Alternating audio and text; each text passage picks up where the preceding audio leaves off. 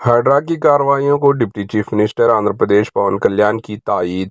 Chief minister Revanth Reddy की जानिब से हैदराबाद और इसके अतराफ व अकनाफ तालाबों, झीलों, एफटीएल बफर जोन आबाई वसाइल पर गैर कानूनी और नाजायज़ कब्जे बर्खास्त करने के लिए हायड्रा तश्कील दी गई है। इसे मुख्तलिफ गोशों से गैर मामूली तायीद हासिल हो रही है। तेलुगु फिल्म इंडस्ट्री से वाबस्ता नामवर शख्सियतों के बाद अब आंध्र प्रदेश के डिप्टी चीफ मिनिस्टर और एक्टर पवन कल्याण ने भी हैदराबाद में हायड्रा की तश्कील को खुशाइंदा करार दिया और इस ताल्लुक से चीफ मिनिस्टर रेवंत रेड्डी के इक़दामात की तायीद की।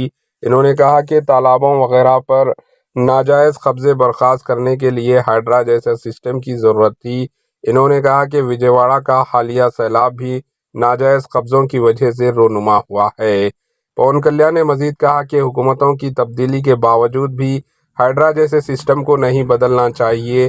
पवन कल्याण, जिन्होंने अपनी रियासत में तूफान की तबाहकारियों का जायजा लेने के बाद आंध्र प्रदेश के चीफ मिनिस्टर रिलीफ फंड के लिए 1 करोड़ रुपए का अतिया दिया था, इन्होंने ऐलान किया कि वो तेलंगाना के लिए भी 1 करोड़ का अतिया दे रहे हैं और चीफ मिनिस्टर तेलंगाना रेवंत रेड्डी से शख्सी तौर पर मुलाकात करते हुए वो उन्हें चेक पेश करेंगे।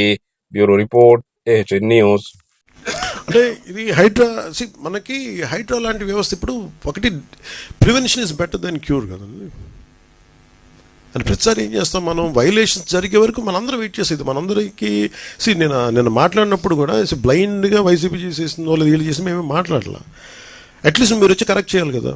మేమనేది గత 20-30 సంవత్సరాలుగా మీరు చాలా సక్సెస్ఫుల్ ప్రభుత్వాలు. ఇప్పుడు నేను ఎవరో ఒక ఎక్స్ వచ్చి ఒక వైలేట్ చేస్తాడు, ఇంకొక వై వచ్చి ఇంకో వైలేట్ చేసుకుంటే ఇట్లాగా ఒక 10,000 మంది వచ్చి ఒక వైలేషన్ జరిగితే బుడమేరిన పరివాహక ప్రాంతం అంతా ఇల్లు కట్టేశారు.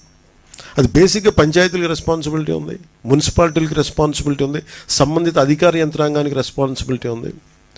ఈ రోజున మనకి ఈ హైడ్రా లాంటిది వచ్చి కొట్టేయచ్చమని అసలు కొట్టకముందు నేను హైదరాబాద్లో చూసేవాడిని. అది హైదరాబాద్లో చూస్తున్నా నాకు అనిపించింది, నదీ మన పరివాహక ప్రాంతాలు కదా, చెరువు ప్రాంతాలు కదా, ఇల్లు కట్టేస్తున్నారు, ఏంటి ఇది ఇబ్బంది అవుదా అనుకున్నాం. మేము కట్టేసాం, ఇల్లు కట్టేసాం, బిల్డింగ్లు కట్టేశారు.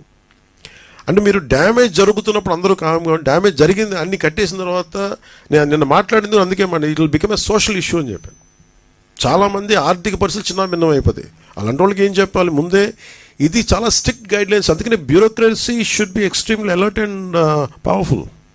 వాళ్ళ బాధ్యత వాళ్ళు నిర్వర్తించాలి. అందుకని ఇప్పుడు रेवंत रेड्डी गारु मुख्य एएचएन न्यूज़ को लाइक करें, शेयर करें और सब्सक्राइब करना ना भूलें।